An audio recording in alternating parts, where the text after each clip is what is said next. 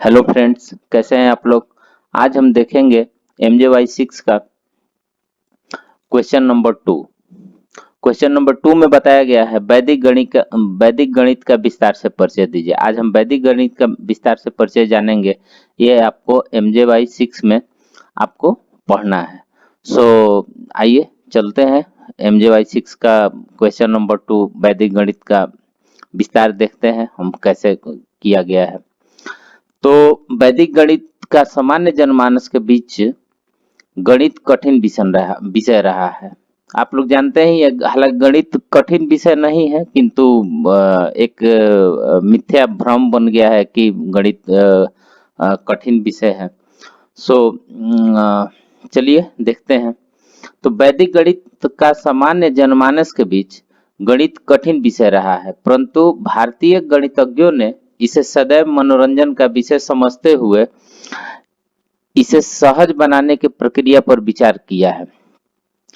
पुरी के गोवर्धन पीठ के आमुख पाल पर दी हुई सूचना के अनुसार स्वामी जी ने वैदिक गणित के 16 सूत्रों के लिए 16 खंड लिखे और उनकी पांडुलिपियां उनके शिष्य के पास जमा है, ऐसा स्वामी जी स्वयं कहा करते थे। दुर्भाग्यवश वे 16 खंड पूर्ण रूप से नष्ट हो गए और विशालकाय ग्रंथ की हानि की पुष्टि सन 1956 ईस्वी में हुई है। सन 1957 में अमेरिका में स्वामी जी ने अपनी स्मृति से 16 सूत्रों का उल्लेख करते हुए वैदिक गणित पुस्तक का पुनः निर्माण किया। उस समय स्वामी जी अपने अवस्था के कारण अस्वस्थ तथा कमजोर हो चुके थे, लेकिन इसके बावजूद उन्होंने 1.5 माह में उस पुस्तक को पूर्ण किया। 1960 ईस्वी में पूर्ण किया और 1960 में ही स्वामी जी द्वारा लिखित वैदिक गणित पुस्तक की टाइप प्रति अमेरिका से मंगवाई गई। स्वामी भारती कृष्णा तीर्थ जी के वैदिक गणित या वेदों के 16 सरल गणितीय सूत्रों के संदर्भ को इकट्ठा करके वासुदेव शरण अग्रवाल जी सूत्रों तथा उप सूत्रों की सूची ग्रंथ के आरंभ में अधोनिर्दिष्ट प्रकार से दी हुई है। ये प्रमेय हो गया, उनके द्वारा जो 16 प्रमेय लिखा गया था और उप सूत्र भी लिखा हुआ है। तो ये आप लोग देख लेंगे कि सूत्र या प्रमेय उनके द्वारा क्या क्या दिया गया है। इसको ज्यादा टाइम नहीं लेते हुए बाकी इसको आप लोग लिख लीजिएगा। एक मैं पढ़ के सुना देता हूँ। एक दिकेन पुणेन है, उसके बाद निखिल है, उसके बाद इसी तरह आप लोग चलते रहिएगा और बाकी आप लोग इसको अच्छे से कर लीजिएगा। और ये 16 है और उसी के साथ उप सूत्र और उप प्रमेय है, ये भी आपको 14 मिलेंगे। तो आप लोग 14 ये देख लीजिएगा 14 क्या क्या है। थोड़ा सा होल्ड करके वीडियो इसको देख लीजिएगा और 16 करने के बाद में फिर आ जाइए वैदिक गणित का वैशिष्ट। इसकी विशेषता क्या है, आप लोग जिसे इसको हिंदी में वैशिष्ट को विशेषता बोलते हैं। तो आइए चलते हैं, इसको देखते हैं। भास्कराचार्य जी ने यहाँ तक कहा कि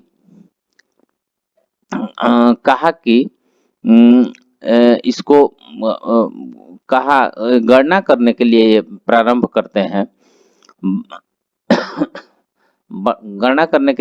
करते हैं बाएं ओर के प्रत्येक शून्य के बदले 9 अंक रखते हैं तथा अंतिम शून्य के जगह 10 रख देते हैं।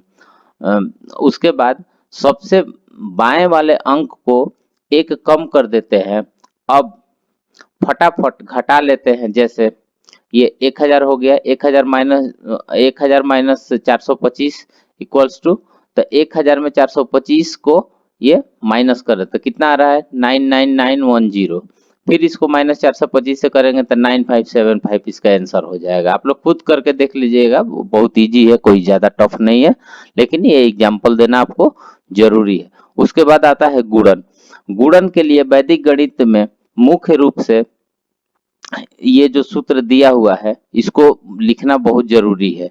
ये जो सूत्र है आप लोग इसको लिख लीजिएगा और लिख कर इसको लिख लेना है। और इसके बाद इन सूत्रों को विभिन्न गणितीय विषय में प्रयोग करते हैं। जैसे देखते हैं इसको, जहां गुण एवं गुणक के इकाई स्थान के संख्याओं का योग 10 हो तथा शेष संख्याएं समान हो, ये पहला है। दूसरा में, जब गुण आधार संख्या के समीप हो तथा आधार संख्या 10 से पूर्ण रेखा विभाजित हो जाए।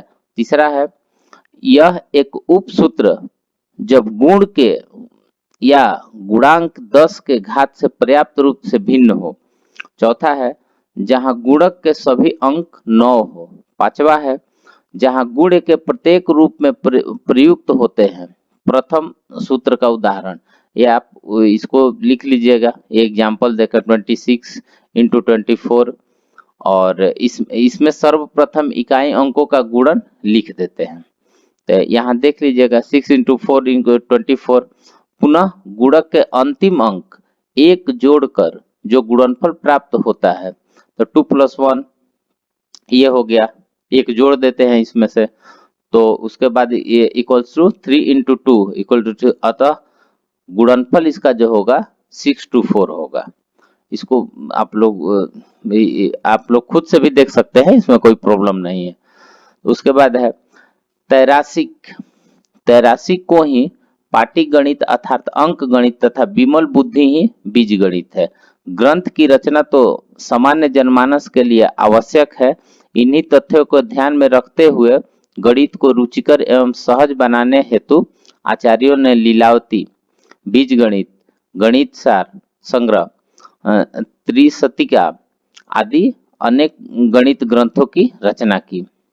अब देखिए क्या यहाँ पे दिया हुआ है, वैदिक गणित के विशिष्ट सूत्रों का अनुप्रयोग। इसको इस जो वैदिक गणित में जो फॉर्मूला है इसको हम लोग यूज में कहाँ पे लाएंगे, तो देखिए सूत्रों तथा उप सूत्रों के द्वारा बड़ी बड़ी गणितीय संक्रियाओं को सहजता से संपादित किया जा सकता है। कैसे किया जा सकता है? संकलन के द्वारा। उसके बाद संकलन के द्वारा फिर आपको ये हो जाएगा व्यकलन। तो फिर इसको हम देखते हैं बारी बारी से, एक साथ नहीं देखेंगे इसको, बारी बारी। संकलन क्या है? वैदिक गणित में जोड़ एवं घटाव के लिए अनेक सूत्र विद्यमान है। जैसे पूर्णाभ्याम, संकलन व्यय, कलनाभ्याय तथा एकादि पूर्वेण आदि। तो इसको पूर्णाभ्याम इस सूत्र को समझते हैं। इसको समझने के लिए इस विधि का प्रयोग बड़ी गणनाओं के लिए किया जाता है। इसका आशय है आधार का अंक का 10 के गुणन में पूर्णता। उसमें पूर्ण आधार बनने वाली संख्याओं को मिलाकर विशेषकर बड़ी संख्याओं के गणना को आसान बनाया जाता है। पूर्ण आधारी बनाने वाले संख्याओं के युग्म को हम अधोनिर्दिष्ट प्रकार से समझ सकते हैं। जैसे 0 और 10 पूरक है क्योंकि 0 + 10 = 10। 1 और 9 पूरक है क्योंकि 1 + 9 10। 2 और 8 पूरक है क्योंकि 2 + 8 10। और 3 और 7 पूरक है क्योंकि 3 + 7 10। 4 और 6 पूरक है क्योंकि 4 + 6 10। और 5 और 5 पूरक है क्योंकि 5 + 5 10 हो जाएगा। तो अब ये व्यकलन देखते हैं। इसका तात्पर्य घटने से है। घटाने के लिए वैदिक गणित के अनेक सूत्रों कारगर हैं। कुछ के माध्यम से हम इसे सहजता से समझने का प्रयास करते हैं। यहाँ एक आपको ये प्रयास समझते हैं। जैसे निखिल नमश्चरम दशतः, इस सूत्र से व्यकलन कर्म अधिक शीघ्रता पूर्ण किया जा सकता है। इस सूत्र का अर्थ सभी 9 से तथा अंतिम 10 के गुणजों में से यदि घटाव का कार्य करना है तो इस विधि से सरलतम कोई विधि नहीं है। सर्वप्रथम हम पहले चरण में दाहिने ओर 62 into 68 इसको भाग करेंगे 4216। इसे भी पूर्वोक्त प्रकार से हल किया जा सकता है। आइए भाजन के बारे में देखते हैं। भाजन भाजन का तात्पर्य भाग देने से है। किसी संख्या का भाजक द्वारा विभाग ही भाजन कर्म कहा जाता है। उदाहरण के लिए इसको अगर हम 20 में 4 को भाग देंगे तो 5 आएगा। इसका तात्पर्य यह है कि 4 into 5 equals to 20। अब वैदिक विधि से इसको देखते हैं। ये वैदिक विधि से इसको भाग किया हुआ है, आप लोग देख सकते हैं इसको। ये बहुत इजी है, ज्यादा कोई टफ नहीं है, इसको लिख लेना है अच्छा से। इसके बाद है ध्वजांक विधि है, आप ध्वजांक विधि से भी लिख सकते हैं। भागफल आपका देख लीजिए, इसको करके देख लीजिएगा, ज्यादा इसमें कुछ है नहीं बताने के लिए। तो आइए वर्ग पे चलते हैं। वर्ग का अर्थ समद्विघात अर्थात किसी संख्या को उसी संख्या से गुणा करना। उदाहरण स्वरूप a का वर्ग axa।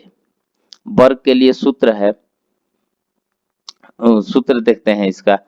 एक धिकेन पूर्णेन, एक धिकेन पूर्णेन देखते हैं इसका। इस सूत्र का प्रयोग हम वहां सहजता से कर सकते हैं जहां इकाई स्थान की संख्या 5 हो। जैसे 25 वर्ग करना अभीष्ट हो तो पहले 5 का वर्ग कर दाएं ओर लिख देते हैं तो 5 का वर्ग 25 होगा।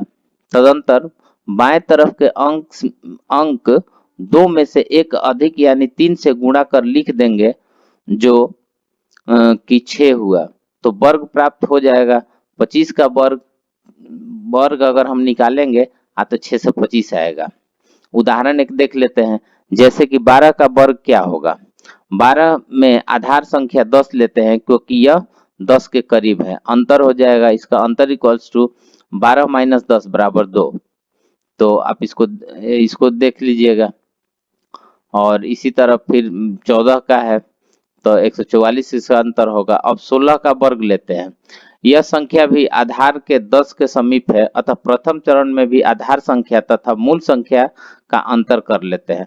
16 माइनस 10 बराबर 6। तो आप देख लीजिए 16 प्लस 6 भागे 6 का स्क्वायर। तो आप इसको देख लीजिए, 16 6 22, इसका 6 का 36। हम जानते हैं कि आधार संख्या 10 में से एक शून्य है, अतः दाएं ओर अंकों की संख्या 1 होनी चाहिए।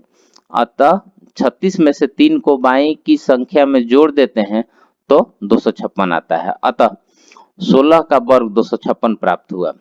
वैदिक गणित में गणितीय समस्याओं के समाधान हेतु 16 सूत्र तथा 13 उपसूत्र दिए हुए हैं। इन सूत्रों का 16 सूत्रों का प्रमेय तथा उप प्रमेय की संख्या दी गई है। ये हो गया सूत्र। ये सूत्र हो गया और ये सूत्र आपको 16 मिल जाएंगे। और ये हो गया आपको उपसूत्र। उपसूत्र ये हो गया, ये भी आपको जो है 14 मिलेंगे। तो इस प्रकार से हम जो है कि वैदिक गणित का इसको इसी तरह हम लोग गणितीय क्रिया करते हैं और इसको इजीली आसानी से इसको हल किया जा सकता है। इसमें कोई ज्यादा टफ नहीं है। तो आप लोग इसको देख लीजिए कि सूत्र ये है।